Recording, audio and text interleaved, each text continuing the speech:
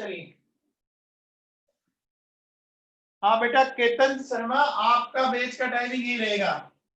आपका जो बैच है वो ये रहेगा। जो सुबह स्टार्ट कर रहे हैं वो एक अलग बैच है, ठीक है। चलिए अपन टॉपिक डालते हैं एटॉमिक रेडियस, ठीक है। नोट्स सेंड किए हैं बच्चों मैंने आप सबको, ठीक है। तो जो बच्चे नए हैं, अगर आपको समझ में आए आप कंटिन्यू करते लेना, और नहीं आई तो छोड़ देना। आ जाएगा वैसे समझ में, कोशिश करोगे तो। सबसे पहले बताओ एटॉमिक रेडियस, इसको डिफाइन करना आसान है। रेडियस को डिफाइन कर सकते हैं अपन। देखो बच्चों सुनो क्या होता है, किसी भी एटम में क्या होता है, न्यूक्लियस से लेकर वैलेंस इलेक्ट्रॉन के बीच की जो डिस्टेंस है, ठीक है ना, from nucleus to valence electron, इसको अपन क्या बोलते हैं, एटॉमिक रेडियस बोलते हैं। समझ में आ गया डेफिनेशन, आसान है। आपको अगर स्फीयर दे दे, आपको सर्कल दे दे, तो रेडियस डिफाइन कर पाते हैं ना बच्चों, कर पाते हो। तो डेफिनेशन जो आई एटॉमिक रेडियस की, कि एक आइसोलेटेड एटम में, एक आइसोलेटेड एटम में, आइसोलेटेड समझते हैं, आइसोलेटेड समझते हैं, अकेला हो, किसी के साथ ना हो, है ना। आइसोलेटेड मतलब एक अकेला। तो आइसोलेटेड एटम के अंदर सेंटर टू वैलेंस इलेक्ट्रॉन के बीच की जो डिस्टेंस है उसको अपन एटॉमिक रेडियस बोलते हैं। अब देखो सुनो, अब तो लग तो रहा है कि इतना आसान कंसेप्ट है, बहुत मुश्किल कंसेप्ट है। सुनिए आप, एटम इस साइज से थोड़ी ना होता है। ये जो मैंने एक डॉट बनाया ना, इस एक डॉट में मिलियंस ऑफ एटम्स हैं, मिलियंस ऑफ एटम्स हैं। तो बेटा उस मिलियंस ऑफ एटम में से एक एटम को ढूंढना बड़ा मुश्किल है। तो बेटा एटॉमिक रेडियस को डिफाइन करना या एटॉमिक रेडियस को इस तरह से कैलकुलेट करना अपने फिजिबल नहीं है, इजी नहीं है। समझ में आ रही है बात? एटॉमिक रेडियस को इतना इजीली कैलकुलेट करना पॉसिबल नहीं है। अब रीजन समझते हैं बच्चों। देखो सबसे पहले देखो, अगर अपन नेचर में देखें तो सिर्फ इनर्ट गैसेज ही ऐसी हैं जो एटॉमिक फॉर्म में मिलती है ना बच्चों, ध्यान से सुन लो। मैंने क्या बोला, नेचर के अंदर सिर्फ इनर्ट गैसेज ही ऐसी है जो एटॉमिक फॉर्म में मिलती है ना, इसी फॉर्म में मिल जाएगी। बाकी जो सब्सटेंस है, रिमेनिंग सब्सटेंस, वो या तो मिलेंगे मॉलिक्यूल की फॉर्म में, या मिलेंगे आपको क्रिस्टल की फॉर्म में। इस फॉर्म में मॉलिक्यूल या क्रिस्टल। जैसे मॉलिक्यूल की बात करें, जैसे देखो H2, O2, N2, Cl2 ऐसे मिलते हैं बच्चों। तो बोलो आइसोलेटेड तो नहीं है ना, आइसोलेटेड तो नहीं है ना, बोलो नहीं है आइसोलेटेड। अब देखिए चलिए, क्रिस्टल फॉर्म समझते हैं। क्रिस्टल के अंदर क्या होगा बच्चों, इस तरह से, जैसे Fe का क्रिस्टल है ना। जैसे हमारे घर में कोई Fe की बेंच बनी हुई है, जैसे स्कूल में अपन जाते हैं तो बेंचेस लगी होती हैं, तो जो जो लेयर है आयरन की, वो क्या है, उसमें कितने सारे एटम्स होंगे। क्या आप एक एटम को ढूंढ सकते हैं? अरे ढूंढ सकते हैं क्या? आप सोचो इस एक डॉट में मिलियंस ऑफ एटम्स हैं, तो बड़ा मुश्किल काम है ना बच्चों। तो वापस सुन लीजिए अभी तक जो मैंने बोला है। एटॉमिक रेडियस की डेफिनेशन बड़ी सिंपल है, distance from nucleus to valence electron, ठीक है। लेकिन एटॉमिक रेडियस को कैलकुलेट करना अपने आप में बहुत ही टफ जॉब है। रीजन समझे, रीजन ये है कि नेचर में सिर्फ inert gases isolated atomic form में मिलती है। फिर देखिए सब्सटेंस, बाकी जो सब्सटेंस है वो या तो मॉलिक्यूल की फॉर्म है या किसी फॉर्म में मिलते हैं। इस तरह से आपने देखें। बोलो यहाँ तक कोई डाउट है किसी को? यहाँ तक कोई डाउट है? चलिए अब आगे सुनिए। अब देखो, जिन बच्चों ने एटॉमिक स्ट्रक्चर पढ़ा था, तो हमने बच्चों एक बात बोली थी कि इलेक्ट्रॉन का नेचर कैसे बताया था, इलेक्ट्रॉन का नेचर कैसे बताया था, बताओ बच्चों जिन्होंने एटॉमिक पढ़ लिया। वेव नेचर बताया था, इलेक्ट्रॉन का वेव नेचर बताया था। तो हमने जब ऑर्बिटल को डिफाइन किया था, याद है क्या, ऑर्बिटल की डेफिनेशन में क्या लिखा था, space around the nucleus where maximum probability of finding of electron. मैंने क्या बोला था, न्यूक्लियस के चारों ओर का वो स्पेस जहां पर इलेक्ट्रॉन के मिलने की मैक्सिमम प्रोबेबिलिटी हो। मैक्सिमम कितनी, 95, मतलब 100% नहीं बोल रहा, ये ध्यान सुनना, ये जो बच्चे एटॉमिक पढ़े हैं उनको मैंने पढ़ाया था आपको, है ना। इलेक्ट्रॉन की मिलने की प्रोबेबिलिटी कितनी, अपन कितनी बता रहे हैं, 95, मतलब 100% नहीं बता रहे भाई। अगर आप 100% नहीं बता रहे हो तो क्या इलेक्ट्रॉन की जो बाउंड्री है वो फिक्स है क्या, फिर फिक्स है क्या, नहीं है ना बच्चों। अभी भी 5% पॉसिबिलिटी है ना, इलेक्ट्रॉन कहीं भी हो सकता है ना। हो सकता है कि इस एटम में ये इलेक्ट्रॉन ये तो कैलिफोर्निया घूमने गया हो सकता है, प्रोबेबिलिटी हो सकती है ना बच्चों, प्रोबेबिलिटी पॉसिबल है ना कि ये इलेक्ट्रॉन कैलिफोर्निया चला गया हो, स्विट्जरलैंड चला गया हो, मॉरिशस चला गया हो, जा सकता है ना, अरे जा सकता है ना भाई। मैं आपका बोलूं, आपके रूम की डेफिनेशन क्या है कि वो स्पेस जहां पर आपके मिलने की मैक्सिमम पॉसिबिलिटी हो, लेकिन 100% बोल सकता हूं क्या मैं,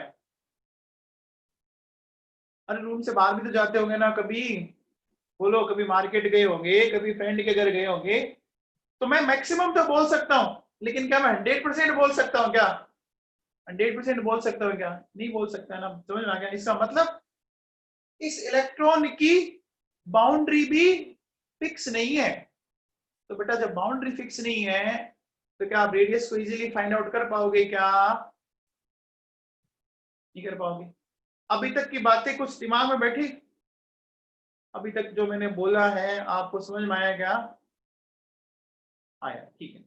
अब देखो बच्चों सुनो, अब एटम तो हमारी बाहर पड़ी नहीं, तो हम क्या करते हैं बच्चों, फिर हम मॉलिक्यूल को सिलेक्ट करते हैं, मॉलिक्यूल सिलेक्ट करते हैं और क्रिस्टल सेलेक्ट करते हैं और देखते हैं कि उनके बीच में किस टाइप का बॉन्ड है, वो अपन चेक करते हैं। तो देखो अब अपन लेते हैं टाइप ऑफ एटॉमिक रेडियस।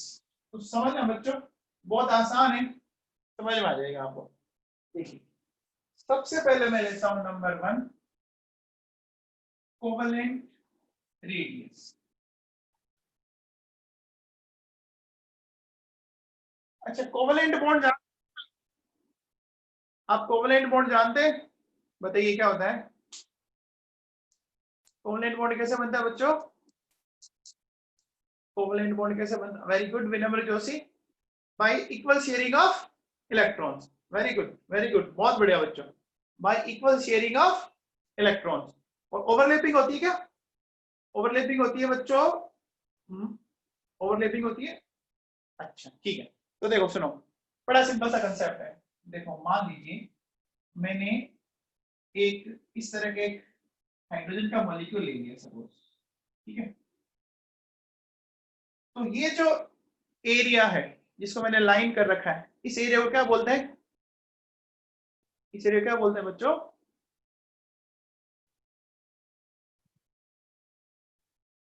जो बीच में लाइनिंग कर रखा है उसको क्या बोलते हैं, ये जो ये देखो ये क्या है, हाँ ये ओवरलैपिंग हुई, ओवरलैपिंग हो गई बच्चों, है ना, ओवरलैपिंग होगी। तो अब देखो क्या करेंगे, सपोज ये हाइड्रोजन का मॉलिक्यूल था बच्चों, ठीक है, इसमें एक हाइड्रोजन एटम ये था, एक हाइड्रोजन एटम ये था, इन दोनों के न्यूक्लियस के बीच की डिस्टेंस, ठीक है, इस न्यूक्लियस और इस न्यूक्लियस, इसको अपन बोलते हैं इंटर न्यूक्लियर डिस्टेंस, ठीक है, बोलो समझ में आ गया, इसको क्या बोलते हैं, इंटर न्यूक्लियर डिस्टेंस बोलेंगे। अब इस इंटर न्यूक्लियर डिस्टेंस का अगर आप हाफ कर देते हो तो बोलो ये रेडियस आ जाएगी क्या, अगर इस इंटर न्यूक्लियर डिस्टेंस का हाफ कर दे तो रेडियस आ जाएगी क्या, आ जाएगी। अब एक चीज सुनो, इसमें थोड़ी बहुत एरर आएगी क्योंकि कुछ एरिया ओवरलैप हुआ है, लेकिन हमें वो कंसिडर करनी पड़ेगी बच्चों, क्यों, क्योंकि और हमारे पास कोई कोई सोर्स ही नहीं है। तो देखो क्या किया, ये जो इंटर न्यूक्लियर डिस्टेंस है उसका मैंने जस्ट हाफ कर दिया। ये बात समझ में आई क्या आपको? तो जैसे सपोज देखा बताओ, मैं कहता हूं कि IND for hydrogen for chlorine, hydrogen के लिए मैंने बोला ये 1.04 एंगस्ट्रॉम है और क्लोरीन के लिए 1.4। तो बताओ radius of hydrogen atom and radius of chlorine atom क्या करेंगे? बड़ा सिंपल सा कंसेप्ट है, कुछ नहीं करना, जो इंटरमीडिएट डिस्टेंस दे तो हाफ कर देंगे। इतना सबको समझ में आया? बहुत आसान आसान सी बातें बोली है मैंने, है ना बच्चों? आया समझ में? अब देखो एक बच्चों चीज सुनो ढंग से। मैंने आपसे क्या बोला कि जब आप ये डिस्टेंस फाइंड आउट करेंगे आएगी, आएगी ना भाई। अगर एकदम टच करते तब तो ठीक होता, लेकिन ये ओवरलैप कर रहे हैं, इस ओवरलैपिंग के कारण थोड़ी बहुत जो रेडियस अपन सोच रहे हैं उस एक्सपेक्टेशन से कम आई या ज्यादा आई? बोलो, कम आई या ज्यादा आई? कम आई ना, कम आई ना। अरे कम आएगी, ज्यादा क्यों आएगी बेटा? तो ओवरलैप हो रहा है ना, देखो ओवरलैप हो रहा है तो कम आएगी। ये सब सबको क्लियर है? ठीक है, अब देखो बच्चों सुनो, तो यहां तक कोई डाउट? बहुत सिंपल सिंपल, अगर आप ध्यान से सुनोगे ना सब कुछ चीजें समझ में आ जाएगी। अब देखिए सुनिए, हम जनरली ऐसे मॉलिक्यूल को सेलेक्ट करेंगे जिसमें दो एटम के बीच, अरे बेटा ये इंटरन्यूक्लियर डिस्टेंस है विनम्र जोशी, इस न्यूक्लियस और इस न्यूक्लियस के बीच की, ये लिखा हुआ ना 1.04, ये लिखा ना IND। आप सुनिए, अब मैं क्या कह रहा हूं, हम हमेशा ऐसे मॉलिक्यूल को सेलेक्ट करेंगे बच्चों जिसमें दो एटम सिंगल बॉन्ड से बॉन्डेड हो। कैसे बॉन्डेड हो? ध्यान सुनिए मेरी बात। मैंने आपको भी एक लाइन बोला कि जब भी आपको कोवेलेंट रेडियस फाइंड आउट करनी है तो क्या करेंगे, दो ऐसे एटम सेलेक्ट करेंगे जो सिंगल बॉन्ड से बॉन्डेड हो। तो देखो सुनो, अपन single bond covalent radius find out करना है, इसको बोला जाएगा SBCR, SBCR। ठीक है, अब मुझे एक बात बताओ बच्चों, जैसे बताओ अगर मुझे क्लोरीन की रेडियस फाइंड आउट करनी है, क्या ये मॉलिक्यूल सुटेबल है हमारे लिए? क्या ये मॉलिक्यूल सुटेबल है हमारे लिए? सुटेबल है। अब देखिए, अब बताइए अगर मुझे ऑक्सीजन की फाइंड आउट करनी है, एक मॉलिक्यूल तो ये है और एक मॉलिक्यूल ये है, बताओ कौन सा मॉलिक्यूल सुटेबल होगा? फर्स्ट वन या सेकेंड वन? बोलो, इन दोनों में से कौन सा सुटेबल होगा? देखो बच्चों, हमने हेडिंग क्या डाल रखी है? हमने हेडिंग डाल रखी है, बोलो, सिंगल बॉन्ड कोवेलेंट रेडियस। तो आपको क्या देखना है कि ऐसा मॉलिक्यूल सेलेक्ट करो जिसमें दो सिमिलर एटम के बीच में सिंगल बॉन्ड आ जाए। जैसे देखो ये ना सिंगल बॉन्ड है, ये डबल बॉन्ड है। अब दिमाग मानती है कि सर डबल बॉन्ड में क्या प्रॉब्लम है? तो देखो समझो बच्चों, एक बात बताओ, सिंगल बॉन्ड में अगर ओवरलैपिंग ये है तो डबल बॉन्ड में ओवरलैपिंग इंक्रीज होगी या डिक्रीज होगी? इंक्रीज होगी ना। तो ओवरलैपिंग जितनी ज्यादा इंक्रीज होगी एरर, एरर उतनी ज्यादा आएगी ना बच्चों। एरर ज्यादा आएगी ना, एरर बढ़ेगी ना बच्चों। देखो जैसे इतना सा ओवरलैप, ठीक है, फिर इतना किया, फिर इतना किया, समझ में आ रहा है? तो जैसे जैसे आप क्या करेंगे, बढ़ाते जाएंगे ना, तो जितनी ओवरलैपिंग होगी एरर उतनी ही ज्यादा आ जाएगी। क्या ये बात समझ आई आपको? हम कैसे मॉलिक्यूल सेलेक्ट करेंगे बच्चों? बोलो, कैसे मॉलिक्यूल सेलेक्ट करेंगे? हाँ, ऐसा मॉलिक्यूल जिसमें दो सिमिलर एटम के बीच में सिंगल बॉन्ड हो। ठीक है, अब देखिए बच्चों, चलिए बताइए फिर मैं बात करता हूं नाइट्रोजन के लिए।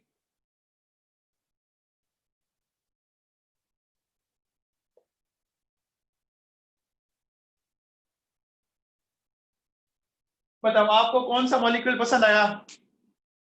फ्रंट वाला पसंद आ गया आपको सबको? अच्छा लगा?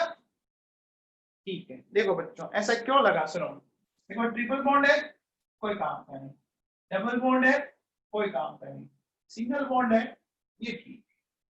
क्योंकि हमें फाइंड आउट क्या करनी है बच्चों? Single bond covalent areas. Is it clear?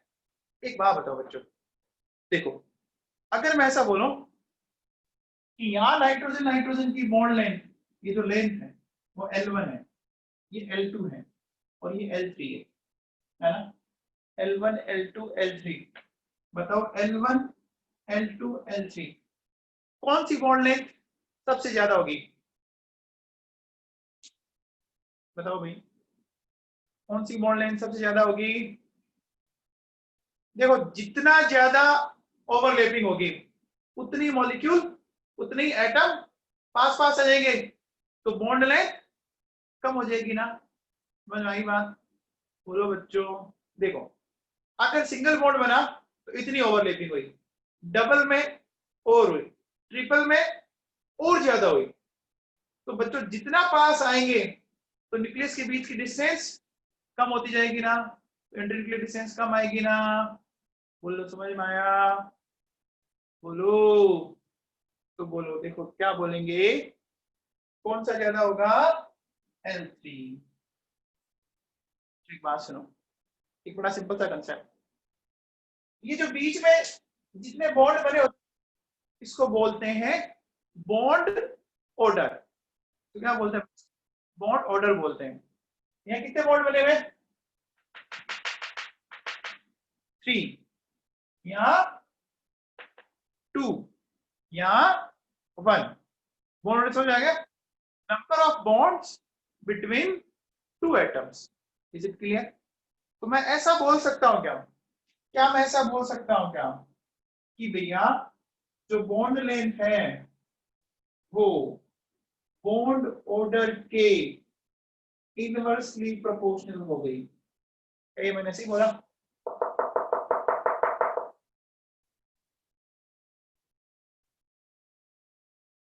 बोलो विनम्र जोशी, ये बात तेरे को बॉन्डिंग में पढ़ाएंगे बेटा, ठीक है? हाँ जी, ये समझ में आया सबको? बोलो क्लियर है?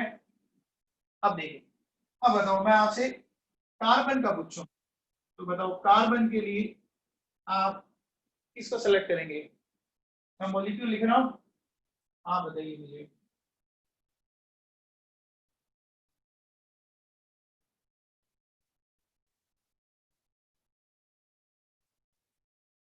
बताइए, ये लास्ट वाला ठीक लग रहा है आपको? क्यों लग रहा है ठीक, बताओ? लास्ट वाला ठीक क्यों लग रहा है? वेरी गुड, सिंगल बॉन्ड है ये। वेरी गुड, कनिका मदान, बहुत बढ़िया बेटा। चलिए देखिए, अब देखो बताओ carbon carbon bond length minimum कहाँ आएगी? Minimum carbon carbon bond length minimum किस में? फर्स्ट में आएगी ना? And maximum? मैक्सिमम बोलो थर्ड में। देखो बच्चों, अगर मैं इनकी बॉन्ड लेंथ लिखूं, देखो ये आती है 1.20 एंगस्ट्रॉम, ये आती है 1.34 एंगस्ट्रॉम और ये आती है 1.54 एंगस्ट्रॉम। आप देख चेक कर लीजिए, समझ में आया? इतना समझ में आया आपको बच्चों? इतना? बेटा ये अगर नोट्स आपके पास नहीं है तो मैं कल सेंड, आप अभी समझने पे ध्यान दीजिए, है ना? नोट्स मिल जाएंगे, उसकी टेंशन ना लें, सारा कुछ वही लिखा हुआ है, ठीक है? जो मैं समझा रहा हूँ वही लिखा हुआ है। तो हमें क्या ध्यान रखना है, जब भी कोवेलेंट रेडियस फाइंड आउट करनी है सिमिलर एटम के बीच में हमेशा सिंगल बॉन्ड वाला ढूंढना है, और उसको अपन क्या नाम देंगे? SBCR, single bond covalent radius. समझ में आ गया इतना? अच्छा एक इसका आप नेम ध्यान रखना, ये एक आता रहता है, इसको बोलते हैं बच्चों हाइड्रेजीन। क्या बोलते हैं? हाइड्रेजीन बोलते हैं, ठीक है? इनके तो आप जानते हो, इसका जरूरत नहीं पड़ेगी कोई। यहां तक कोई डाउट है? यहां तक कोई डाउट है? चलिए आगे चलें। ओके बच्चों, चलो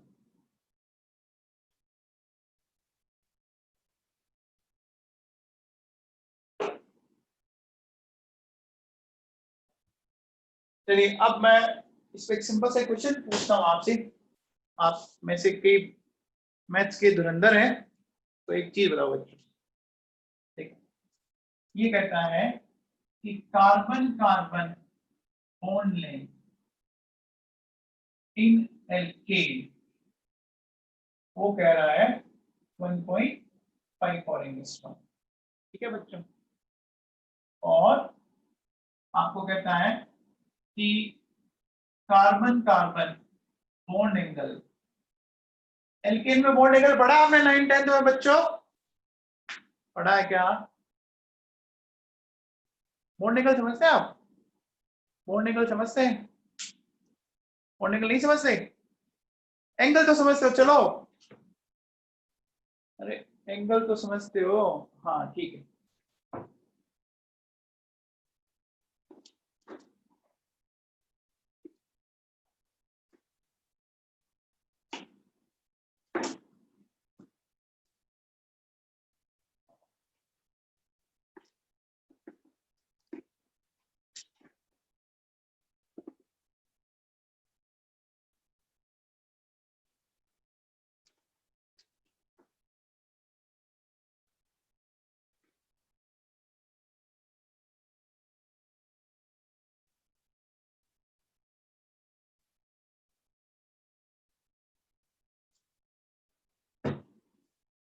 अरे योगी, बॉन्ड ऑर्डर बताया तो था अभी। Total number of bonds between two atoms. अगर एक बॉन्ड है तो बॉन्ड ऑर्डर 1, 2 है तो 2, 3 है तो 3। अभी वापस आ जाएगा थोड़ी देर में। ठीक है, देखो बच्चों, ये बताओ, ये मॉलिक्यूल कौन सा है? दिख रहा है आपको? ये मॉलिक्यूल दिख रहा है आपको? ये मॉलिक्यूल कौन सा है योगी? अभी आ जाएगा थोड़ी देर में बेटा। मीथेन का मॉलिक्यूल है, ये मीथेन का मॉलिक्यूल है। ओके, अब एक चीज बताओ, ये एक बॉन्ड, ये बॉन्ड, इनके बीच में ये जो एंगल होगा ना, इसको बॉन्ड एंगल बोलते हैं बच्चों। समझ में आ रहा है? समझ में आया? ये एंगल निकाल सकते हो ना आप? अरे इसके और इसके बीच में ये जो एंगल है ना, इसको बॉन्ड एंगल बोलते हैं। ठीक है, अब देखो सुनो, अब अपन इसमें कुछ चीजें समझने की कोशिश करते हैं। तो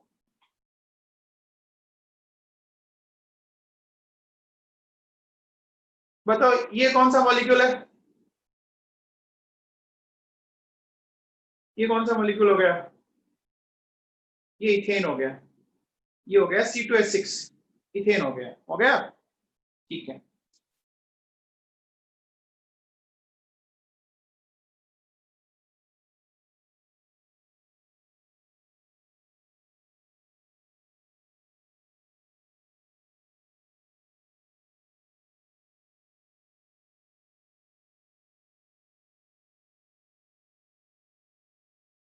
अब बताओ ये कौन सा है?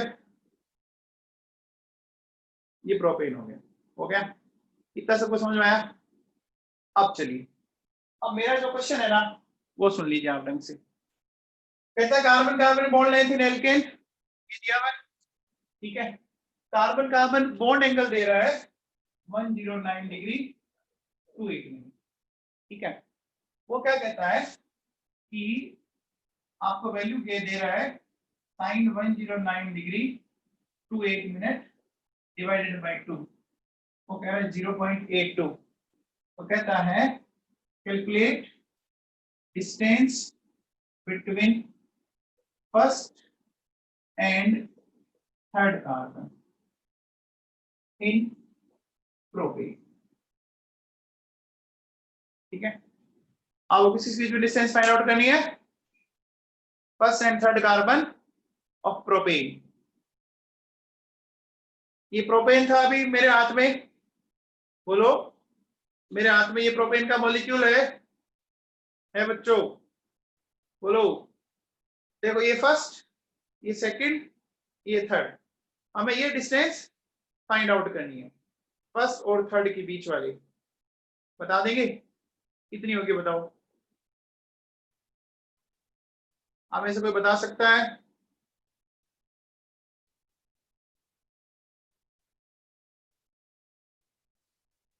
देखो बच्चों कैसे करेंगे, सुनो ध्यान से बना इस क्वेश्चन को। क्या मैं इसको ऐसे बना सकता हूं?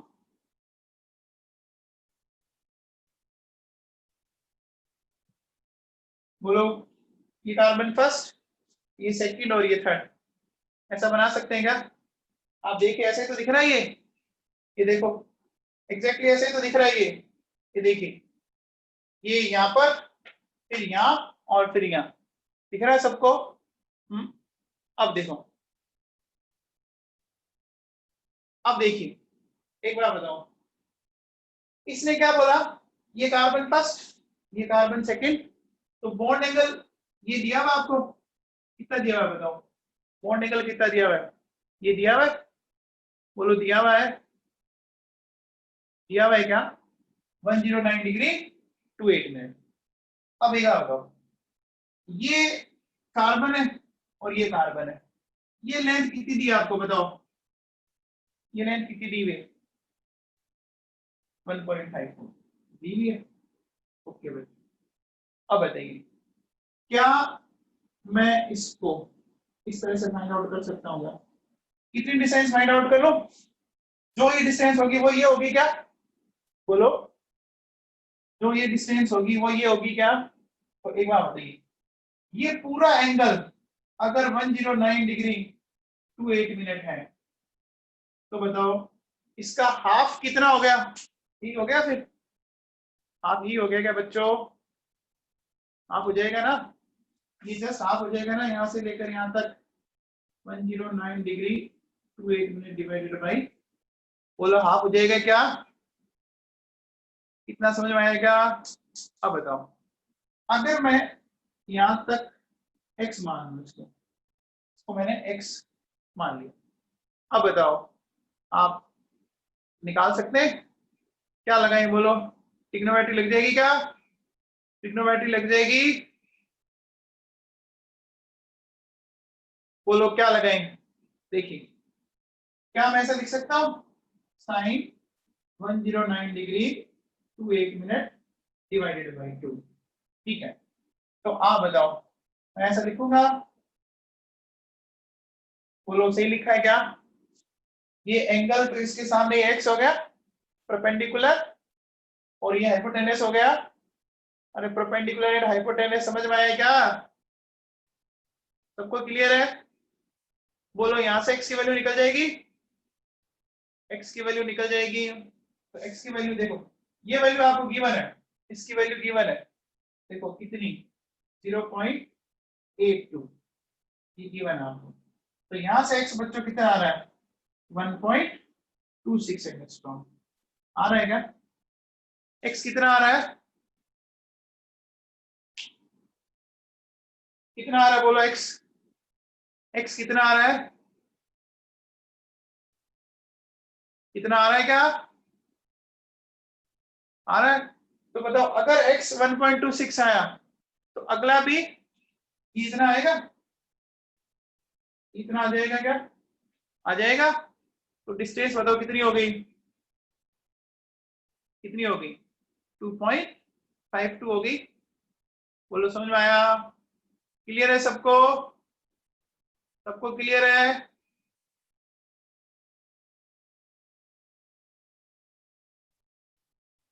बोलो समझ में आया?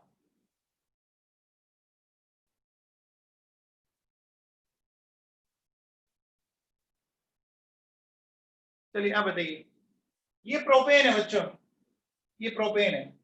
आपसे अगर कोई ब्यूटेन में पूछता, तो बताओ क्या डिस्टेंस होती है? ब्यूटेन में कितने कार्बन होते हैं? ब्यूटेन में 4 कार्बन होते हैं ना? ब्यूटेन में 4 कार्बन होते बच्चों, तो बताओ डिस्टेंस कितनी होगी? ब्यूटेन में डिस्टेंस बताओ, एन ब्यूटेन में।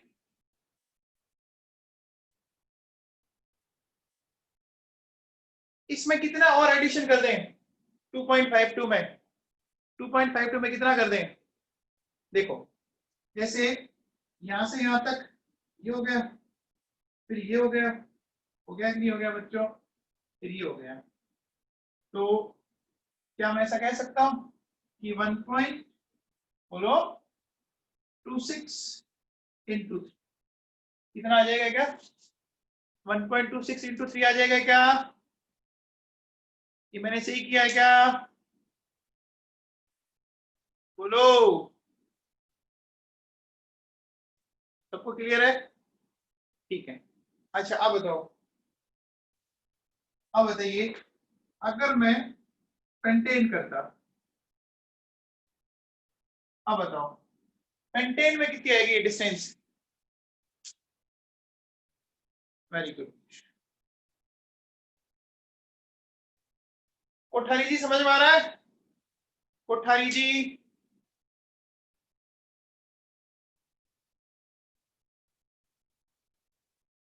कोठारी समझ में आ रहा है क्या? आपको कुछ समझ आया बच्चों?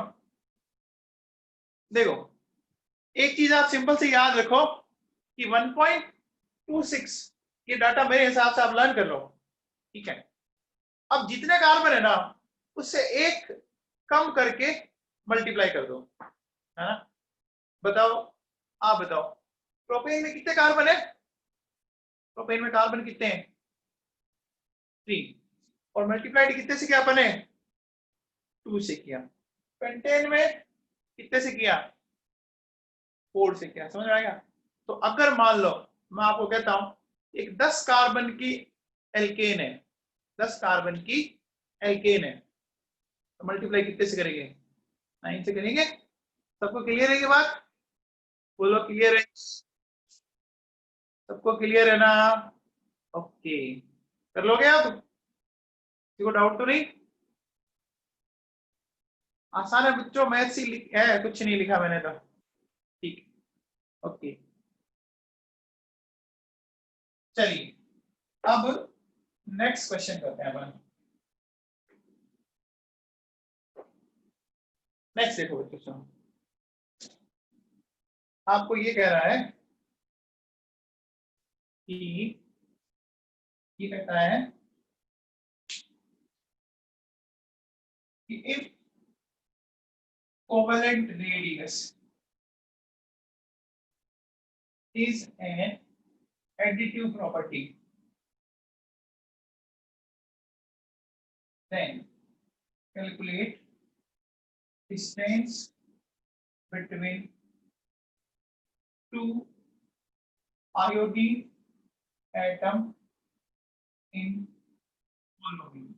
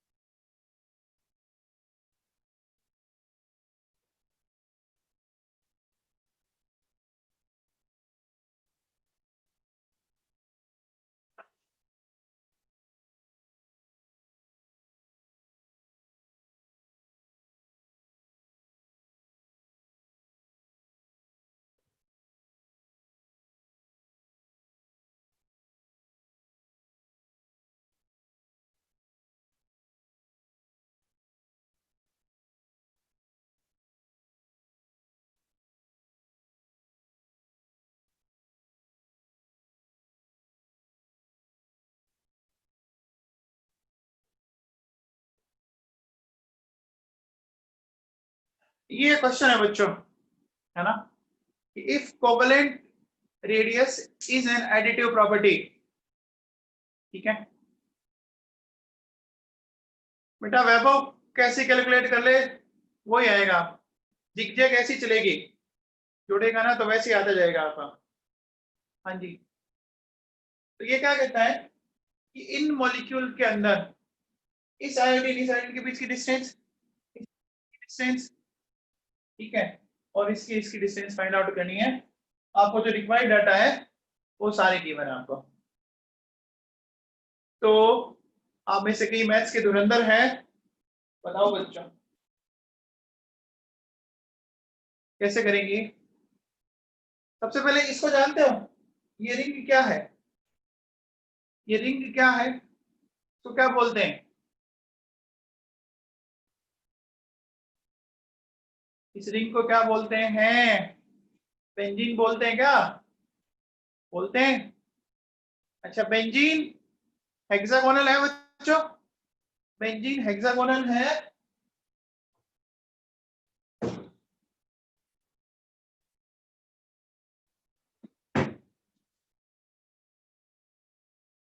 बच्चों?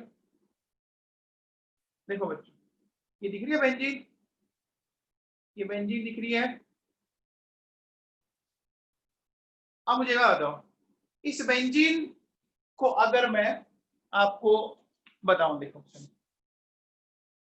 सबसे पहले बताइए, ये देखो ये बेंजीन इस तरह से, ठीक है। क्या मैं इस बेंजीन को 6 इक्विलैटरल ट्राइंगल में डिवाइड कर सकता हूं क्या? क्या मैं इस बेंजीन को 6 इक्विलैटरल ट्राइंगल में डिवाइड कर सकता हूं? कर सकता हूं। अब एक बात बताओ, ये बेंजीन में आपको कौन सी बॉन्ड लाइन दे रहा है? बेंजीन में कौन सी बॉन्ड लाइन दे रहा है? दे रहा है ना, कार्बन कार्बन बॉन्ड लाइन दे रहा है। दे रहा है बच्चों, कितनी दे रहा है? 1 पॉइंट, देखो ये दे रहा है 1.40 दे रहा है। तो एक बात बताओ, अगर मैं इस इक्विलैटरल ट्रायंगल को ले लेता हूं, ठीक है, आप बताइए कोई सा भी ले लो, जैसे अगर ये डिस्टेंस 1.40 है तो ये भी 1.40 होगी, ये भी 1.40 होगी क्या? क्या ये सारी डिस्टेंस इक्वल होगी क्या? भाविका सचदेव, क्या मैंने सही बोला है? भाविका सचदेव,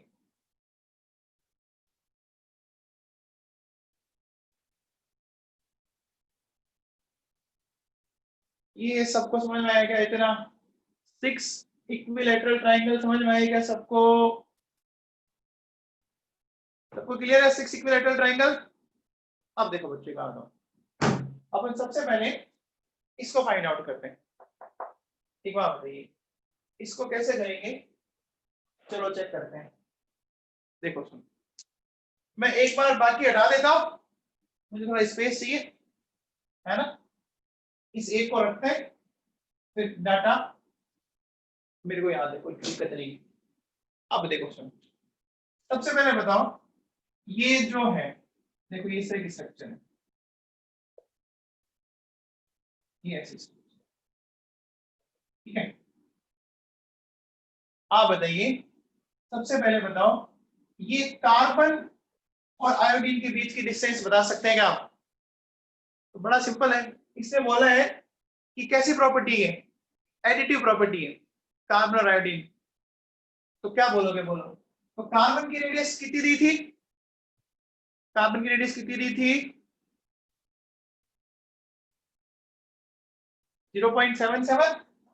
तो ये लेंथ देखो कितनी आ गई, 0.77 एंड 1.33। क्या ये 2.10 एंगस्ट्रॉम आ गई?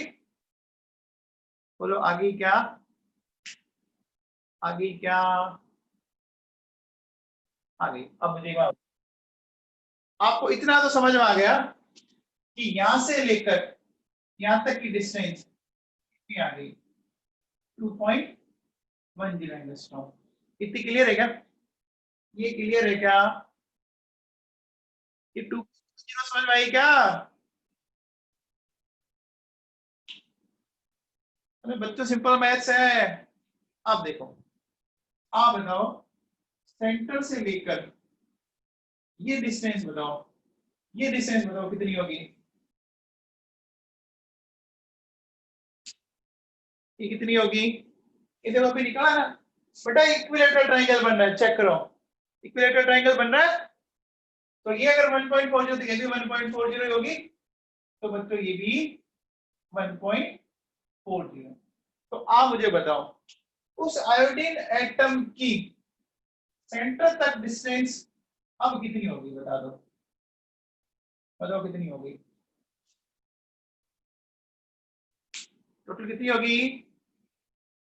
3.5 आई? उसके बच्चों अगर ये 3.5 आ गई, तो मुझे एक बात बताओ कि यहां से लेकर यहां तक ये भी कितनी होगी, ये भी कितनी होगी, 3.5 होगी। तो अब बताओ ओवरऑल डिस्टेंस बताओ, ओवरऑल कितनी आ गई, 7 एंगस्ट्रॉम आ गई क्या, यहां से लेकर यहां तक 7 एंगस्ट्रॉम आ गई। क्या पहला आपको क्लियर हुआ, क्या पहला कैलकुलेशन क्लियर हुआ सबको। मैंने बहुत सिंपल मैथ्स है बच्चों, मेरे हिसाब से आप मैथ्स के सारे धुरंधर हो। किसी को डाउट है, किसी को कोई डाउट है क्या, चलो वेरी गुड। तो ये तो हो गया बच्चों, इसको बोलते हैं पैरा डाई आयोडोबेंजीन, तो बोलते हैं पैरा डाई आयोडोबेंजीन।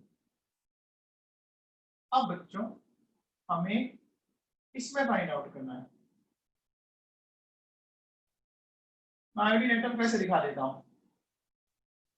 अब ये है ऑर्थो डाई आयोडोबेंजीन, इसमें बताइए, इसमें बताओ बच्चों। वेरी गुड प्रज्ञा फलोदिया, बहुत बढ़िया बेटा।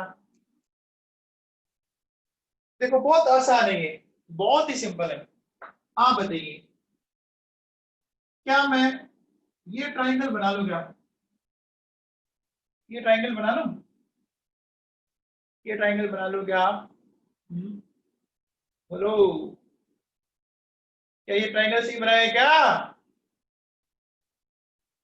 अब बताओ ये डिस्टेंस कितनी है, ये देखो निकली ना अभी आपने, इस आयोडीन से सेंटर तक कितनी निकली है, 3.5। अब बताओ ये 3.5 है, तो फिर ये भी कितनी होगी, कितनी होगी, 3.5 होगी, 3.5 होगी। क्लियर है बच्चों, क्लियर है, ठीक है। अब लास्ट क्या बचा, देखो ये था पैरा, ये ऑर्थो, और जो बच गया वो ये है। इसको कैलकुलेट कर सकते हैं आप, अपना आप कर लेंगे, क्या बताऊं ये भी, नोट्स में तो सॉल्व किया हुआ है, बोलो बताऊं या कर लेंगे।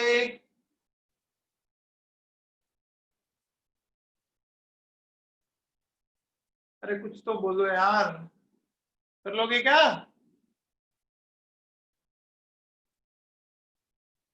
देखो बहुत आसान है बच्चों, भाई अपने को यहां से ऐसे चलना है, ठीक है, ये इस तरह, ठीक है, तो ध्यान दीजिए। आप बताओ ये पूरा एंगल कितना हो गया, अब बताओ ये पूरा एंगल कितना हो गया, कौन बताएगा। हाँ वेरी गुड अनिरुद्ध राठौड़, बहुत बढ़िया बेटा। ये पूरा एंगल हो गया 120 का, तो यहाँ तक 60 था, ये 60 है, और 60 और जोड़ दो, 120 हो गया। तो अब देखिए अगर आप इस ट्राइंगल को फोकस करें सिर्फ, है ना, इस ट्राइंगल को फोकस कर लीजिए, तो पहले आप ये वाली डिस्टेंस फाइंड आउट कर लो, ठीक है। ये एंगल आपको पता लग ही रहा है, ये एंगल आप हाफ लेते हो तो 60 हो जाएगा, हाफ लेते हो तो एंगल 60 हो जाएगा क्या, ये एंगल 60 हो जाएगा। ये डिस्टेंस आपको पता है 3.5, तो बोलो ट्रिग्नोमेट्री निकाल लगा के x निकाल लोगे क्या, बोलो कैसे निकालोगे, देखो sin 60 x अपॉन 3.5, है ना, बोलो ऐसे लिखेंगे क्या, मैंने सही लिखा है, बोलो बच्चों सही लिखा है क्या, ठीक है। अब देखो x निकल के आ जाएगा √3/2, ये करेंगे, ये लगभग लगभग आई थिंक 3.01 एंगस्ट्रॉम के आसपास आएगा ये। अब बताओ डिस्टेंस निकालने के लिए क्या करूंगा, डिस्टेंस निकालने के लिए क्या करूंगा, x निकल गई, उसको जस्ट डबल कर लूंगी। तो क्या ये क्वेश्चन समझ में आया आपको, बेटा देखो इसमें तो कई केमिस्ट्री नहीं लगी, सिंपल मैथ्स लगी है, सिंपल जो आप 9th 10th में पढ़ते हुए आए। ठीक है, अच्छा एक चीज बताओ बच्चों, आप लोगों ने 9th 10th में इलेक्ट्रोनेगेटिविटी नाम सुना है क्या? ये वाला नाम इलेक्ट्रोनेगेटिविटी सुना है? सबको पता है क्या? पता है? हाँ वेरी गुड वेरी गुड। चलो तुम्हें एक चीज बताता हूं। हाँ देखो एक बात सुनो,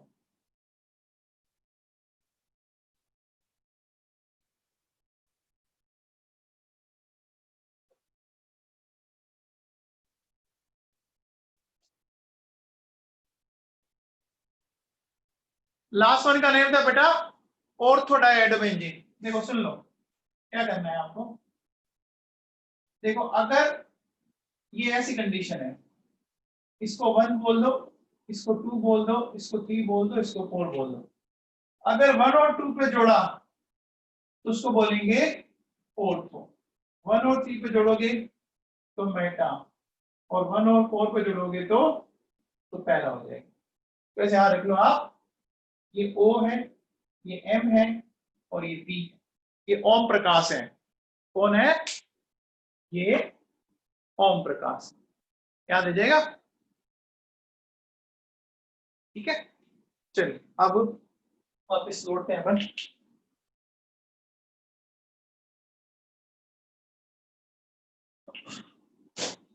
एक चीज बताओ बच्चों,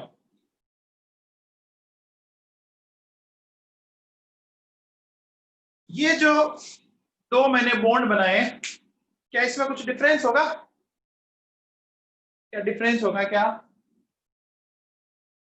होगा? क्या होगा? कंफर्म डिफरेंस होगा बच्चों। अब देखो सुनो, ध्यान देना। देखो ये तो दोनों एटम एक ही जैसे हैं, इलेक्ट्रॉन बीच में रहते हैं एकदम सेंटर के अंदर, इसको तो बोलते हैं प्योर कोवेलेंट बॉन्ड। क्या बोलते हैं? Pure covalent bond. लेकिन इसमें देखो क्या प्रॉब्लम है, इसमें आपने कभी ऐसा लिखा होगा ना H प्लस Cl माइनस, लिखा है ना?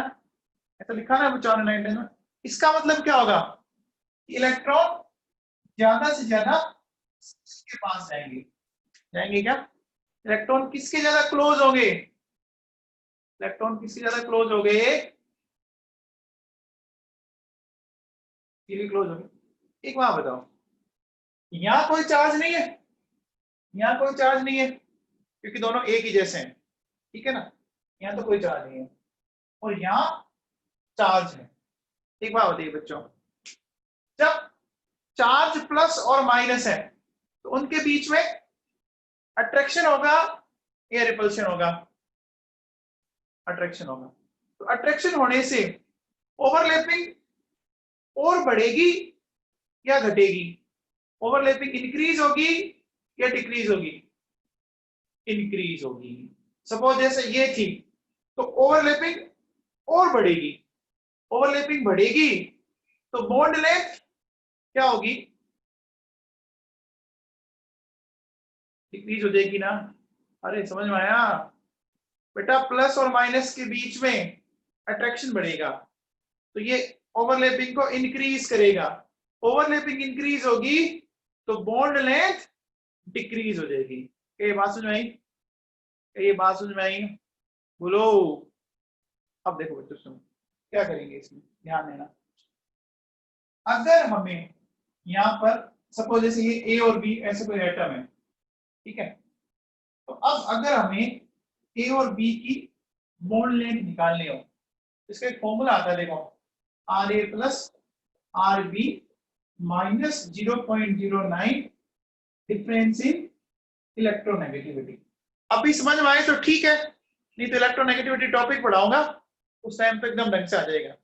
आपने बोला कि हमने पढ़ा इसलिए मैंने एक्सप्लेन कर दिया, तो ये फॉर्मूला चलेगा। जैसे देखो सुनो, ये क्या है, आपको क्वेश्चन बोलता हूं मैं सिंपल, कि मान लीजिए DHH 1.04 एंगस्ट्रॉम, DClCl 1.40 एंगस्ट्रॉम, ठीक है?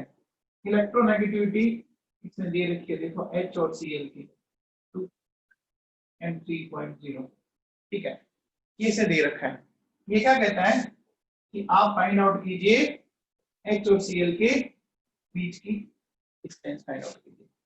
तो बच्चों यही वाला फॉर्मूला लगाएंगे, हमें रेडियस चाहिए, तो रेडियस कैसे निकलती है, रेडियस कैसे निकलती है, डिवाइडेड बाय, बोलो रेडियस कैसे निकलेगी,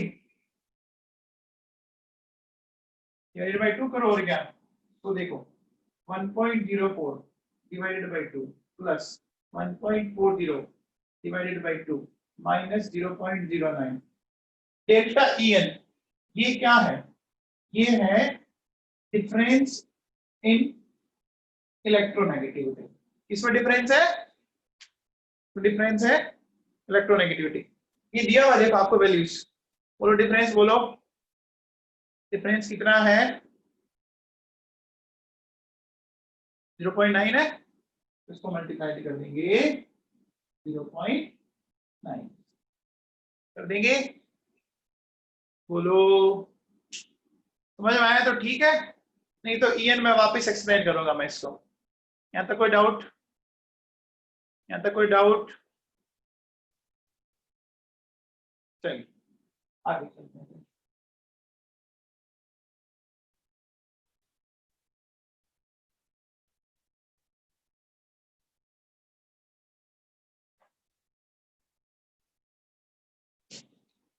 चलिए बच्चों, अब देखो सुनो, अभी मैंने कौन सी रेडियस पढ़ाई आपको, कौन सी रेडियस पढ़ाई, covalent radius, single bond covalent radius. तो कोवेलेंट रेडियस के लिए कौन सा बॉन्ड होना चाहिए, कोवेलेंट रेडियस के लिए कोवेलेंट बॉन्ड होना चाहिए, है ना, कोवेलेंट रेडियस के लिए कोवेलेंट बॉन्ड, ठीक है। अब देखो बच्चों सुनो, नेक्स्ट नेक्स्ट बात करते हैं अपन, नेक्स्ट लेते हैं मेटेलिक और क्रिस्टल, ठीक है। तो बताओ मेटेलिक रेडियस के लिए कौन से टाइप का बॉन्ड चाहिएगा, मेटेलिक रेडियस के लिए कौन से टाइप का बॉन्ड चाहिएगा, बोलो मेटेलिक बॉन्ड, कहाँ दिमाग लगा रहे हो, सिंपल सी बात है, कोवेलेंट तो कोवेलेंट बॉन्ड, मेटेलिक रेडियस तो मेटेलिक बॉन्ड, बस कुछ नहीं कर बेटा। प्रज्ञा प्रज्ञा आयोनिक नहीं चाहिए, हमें मेटेलिक रेडियस निकालनी बेटा, ठीक है। देख मेटल में क्या होता है, जैसे मान लो दो एफिक एटम है, ठीक है, तो ये एफिक एटम इस तरह से टच करेंगे आपस में, ओवरलैपिंग नहीं होगी बट ऐसे टच करेंगे, ठीक है ना, ये बात समझ, सिंपली दो बॉल या दो एटम ऐसे टच करेंगे, समझ में आ रही बात, ये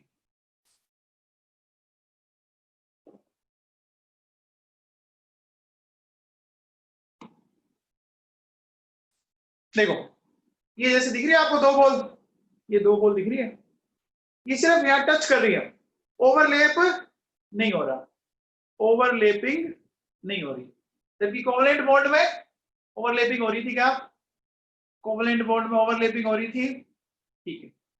अब देखो बच्चों सुनो कैसे निकालेंगे, ध्यान दीजिए, बहुत आसान है,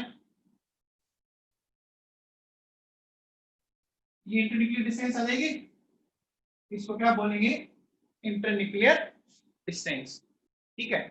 इस इंटरन्यूक्लियर डिस्टेंस को अगर आप हाफ कर दोगे तो आपके पास क्या आ जाएगी, ये आ जाएगी, बोलो कौन सी रेडियस आ जाएगी, मेटेलिक रेडियस आ जाएगी। आगे के बात सुने, आसान है। एक बात बताओ बच्चों, अगर अपन एक ही एलिमेंट की कोवेलेंट रेडियस निकालें और एक एलिमेंट की मेटेलिक निकालें, कौन सी रेडियस ज्यादा आएगी, कौन सी रेडियस ज्यादा आएगी, मेटेलिक आएगी ना, मेटेलिक आएगी बच्चों। देखो मेटेलिक में सिंपल ऐसे टच कर रहा है, देखो सिंपल ऐसे, जबकि कोवेलेंट में ऐसे ओवरलेप हो रहा था क्या? तो ओवरलेप होने से इंटरक्रिटिकल डिस्टेंस कम होगी तो मोड लेंथ भी कम आएगी, रेडियस भी कम आएगी। मैट्रिक में सिर्फ टच कर रहे हैं, कोई ओवरलेपिंग नहीं है। ठीक है, ये सबको समझ में आया? सबको समझ में आया? ठीक है। अच्छा, अब देखो लास्ट जो टाइप ऑफ रेडियस है उसमें मैं लेता हूं वंडरवॉल रेडियस। तो लिखेंगे अपन R1। ठीक है बच्चों, ये वंडरवॉल रेडियस समझना बड़ा इंटरेस्टिंग है। ये एक बात बताओ बच्चों, जैसे सपोज आप ये हो सपोज, ठीक है, ये आपको बना दिया मैंने, हाँ बहुत स्मार्ट हो आप सारे। अब देखिए, अगर मान लीजिए आपको इतना स्पेस दिया जाए, ये स्पेस समझ में आ गया? एक कोई बॉक्स है जिसमें मैंने आपको बंद कर दिया इस तरह से। आप बताइए, क्या आप इसमें कंफर्टेबल है? क्या आप इसमें कंफर्टेबल हैं? कभी हो ही नहीं सकते। आप सोचिए, मैं ऐसा खड़ा हो गया और मुझे एक बॉक्स में बंद कर दिया। अच्छा, कंफर्टेबल क्यों नहीं है आप कंफर्टेबल क्यों नहीं है? वेरी गुड, क्योंकि अब आपके पास मूव करने के लिए कोई भी स्पेस बचा ही नहीं बचा ना, स्पेस नहीं बचा ना। तो हम क्या चाहते हैं बच्चों, हमारा जो साइज है उसके अलावा भी और एक्स्ट्रा स्पेस चाहिए ना? बोलो, और एक्स्ट्रा स्पेस चाहिए ना? तो देखो बच्चों, अब अगर सोचिए, अगर ये आप थे और मैंने अगर इसके अंदर आपको बंद कर दिया तो कोई दिक्कत है क्या? इसमें कोई दिक्कत थोड़ी है, मूव कर सकते हो ना? कर सकते हो ना मूव? कंफर्टेबल होंगे? आप सोचिए, जो अपन क्या कहते हैं, इसमें अपन आराम से मूव कर सकते हैं, इसमें मूव नहीं कर सकते। तो अब देखिए, ये वंडरवॉल रेडियस भी कुछ ऐसे कंसेप्ट है। हर एटम को क्या होता है कि अपने चारों ओर कुछ इतना स्पेस चाहिए जिसमें वो फ्रीली मूव कर पाए। समझ में आ रही बात? अरे बात सुन आई? आपने देखा होगा ना, जैसे कोई भी फोर व्हीलर हो तो फोर व्हीलर के पीछे एक लाइन लिखी होती है। उस लाइन को आप अगर ध्यान दो तो आपको कंसेप्ट समझ आ जाएगा। क्या लिखा होता है बताओ उस लाइन?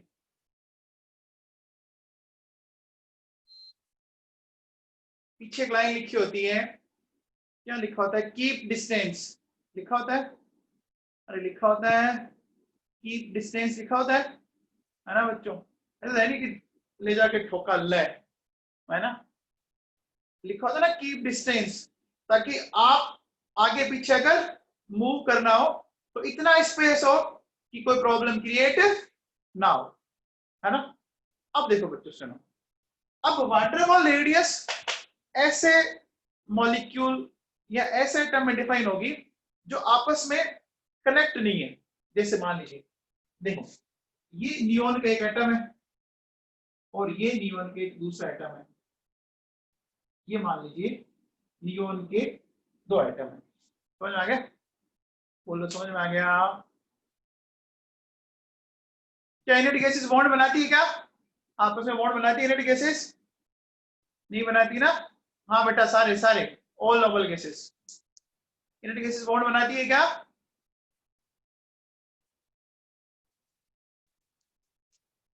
अरे नहीं बनाती ना, नहीं बनाती। अब मुझे याद हो, ये मैंने बीच में स्पेस क्यों दिखाया? ये सबको समझ में आया क्या? बीच में स्पेस क्यों दिखाया, समझ में आया क्या? आगे समझ में? भी जैसे आप खड़े हो, आपके पास कोई बंदा खड़ा है तो आप ही कहो यार थोड़ा सा डिस्टेंस मेंटेन कीजिए। अभी डिस्टेंस की तो कोरोना ने तो इतना ढंग से समझा दिया सबको कि भूलेंगे नहीं जिंदगी भर, है ना? समझा दी ना डिस्टेंस। बोलो, अब देखिए, आप बताओ, अगर मैं इनके बीच की डिस्टेंस लेकर ये डिस्टेंस ले लो, मान लो डिस्टेंस x है, इस x का हाफ करने पर कौन सी रेडियस आएगी? इस x का हाफ करने पर कौन सी रेडियस आएगी? वंडरवॉल रेडियस आएगी।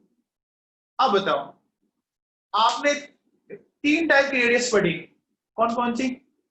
Covalent, metallic and van der Waals. कौन सी रेडियस सबसे ज्यादा आएगी बताओ? सबसे ज्यादा कौन सी रेडियस आएगी? आरबी आई क्या? बोलो, सबको समझ में आ गया होगा। आरबी, फिर आरएम और फिर आरसी। बोलो बोलो, समझ में आया? बोलो। देखो बच्चों सुनो, कोवलेंट में ओवरलैपिंग, मेटेलिक में सिंपल टच, ठीक है, और आपके वंडरवॉल में ये दूर चली गई। तो जितना दूर जाएंगे इंटरन्यूक्लियर डिस्टेंस राइज होगी, इंटरन्यूक्लियर डिस्टेंस राइज होगी तो डिस्टेंस ज्यादा आई तो रेडियस भी ज्यादा आ जाएगी। ये सबको क्लियर हुआ? सबको क्लियर हुआ बच्चों? ये ऑर्डर आता है, ये ऑर्डर आता है एग्जाम में, ठीक है। तो वंडरवॉल रेडियस हमें क्या सिखाती है? कीप डिस्टेंस, ठीक है। अब देखो एक दो पॉइंट और बताता हूं, सुनो। एक बात बताओ बच्चों, देखिए एक चीज आती है कि नेचर के अंदर देखो SiF6 माइनस तो एग्जिस्ट करता है, लेकिन नेचर में ये आयन जो मैं लिख रहा हूं वो एग्जिस्ट नहीं करते। अब क्यों नहीं करते? उसका बड़ा सिंपल सा लॉजिक है, आपको भी समझ में आ जाएगा। देखो सिर्फ ये आयन बनता है, ये बनते ही नहीं है बच्चों। अब क्यों नहीं बनते? समझना ढंग से। देखो प्रॉब्लम क्या होती है बच्चों, इस Si के चारों तरफ जब अपन ये आयन अरेंज करते हैं, ये आयन जो बनाए हुए हैं ना, जैसे ये मान लो मैं आयोडीन ले लेता हूं, तो इस आयोडीन का बच्चों जो साइज है ना वो बहुत बड़ा है। इस आयोडीन का साइज है ना वो बहुत बड़ा साइज। अब मुझे एक बात बताओ, जिसका साइज बड़ा उसकी वंडरवॉल रेडियस भी तो क्या आएगी? अरे ज्यादा आएगी ना, अरे ज्यादा आएगी भाई। एक डॉगी आपके पास और एक आपके पास एलिफेंट है, बताओ किसको स्पेस ज्यादा चाहिएगा? डॉगी को या एलिफेंट को? एलिफेंट को ज्यादा चाहिए ना, ठीक है ना। हाँ हाथी को, वेरी गुड, हाथी को, ठीक है। अब देखो सुनो, ये तो इसकी नॉर्मल रेडियस थी और ये इसकी, अब जो मैं बना रहा हूं ये कौन सी रेडियस बनाई बताओ? ये कौन सी रेडियस बनाई जो स्पेस को बताता है? Very good. तो अब बताओ इनकी वंडरवॉल रेडियस क्या होने लग गई? वंडरवॉल रेडियस क्या होने लग गई? ओवरलैप होने लग गई। और जब ओवरलैप होती है तो रिपल्शन होता है बच्चों, वो तो रिपल्शन होता है, रिपल्शन होता है। रिपल्शन से स्टेबिलिटी, रिपल्शन से स्टेबिलिटी डिक्रीज होती है। तो फिर ये बनी, आप सोचिए आप कहीं जा रहे थे बस के अंदर, आपकी जो आपने जो सीट ऑक्यूपाई कर रखी थी, 2 जने बैठे हुए थे, अब एक तीसरा बंदा आके कहता है कि भाई साहब हमें भी जगह दे दो, तो वहां हालात खराब हो जाते ना, क्योंकि कोई आपका स्पेस जैसे ऑक्यूपाई करने की कोशिश करेगा रिपल्शन होता है ना।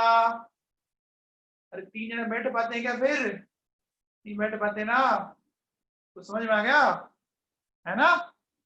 तो देखो बच्चों क्या होगा, ये इतने बड़े साइज के एटम है क्लोरीन, ब्रोमीन, आयोडीन, कि जब अपन इनको अरेंज करते हैं तो इनकी रेडियस क्या होती है? इस तरह से ओवरलैप करने लग जाती है और इस कारण सिस्टम क्या हो जाता है?